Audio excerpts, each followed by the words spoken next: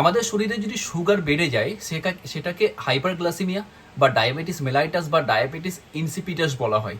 সেরকম হঠাৎ করে যদি সুগার কমে যায় তাহলে সেটাকে হাইপোগ্লাসিমিয়া বলা হয়।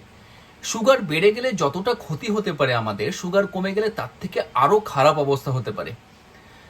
সাধারণত যারা সুগারের পেশেন্ট থাকে তাদের ক্ষেত্রে হঠাৎ করে সুগার ফল যে কোনো সময় করতে পারে, এবং যদি আমরা সঠিক সময়ে ট্রিটমেন্ট বা সঠিক সময়ে যদি আমরা সুগার না বাড়াতে পারি তাহলে আস্তে আস্তে ব্রেন ডেথ অবধি হতে পারে।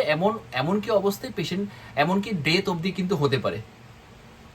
তো আমাদের সুগার ফল করার আগে যারা সাধারণত কাদের এটা বেশি হয়, যারা সুগারের পেশেন্ট, যারা দীর্ঘদিন যাবৎ হয়তো ডায়াবেটিস ওষুধ খায়, সুগারের ওষুধ দীর্ঘদিন যাবৎ হয়তো খায় বা ইনসুলিন কেউ নেয়, কোনো কারণবশত ওষুধের ইরেগুলারিটি হোক বা কোনো কারণেই হোক না কেন, ডোজের ইরেগুলারিটি হোক না কেন, তার জন্য অনেক সময় সুগার ফল করতে পারে।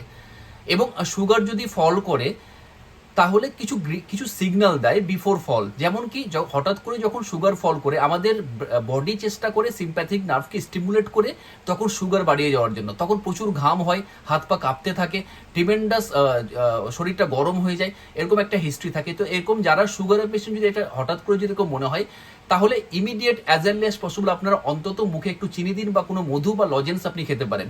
তার কারণ যদি এটা আপনি আর্লি খান তাহলে সুগার বেশি হলে আপনার প্রবলেম নেই, সুগার যদি কমে যায় তাহলে সুগারটা নর্মাল অবস্থা হতে পারে, আপনার সিভিয়ার ব্রেন কোনো প্রবলেম, ব্রেন ডেথ হবে না বা সিভিয়ার ব্রেন কোনো ড্যামেজ হবে না।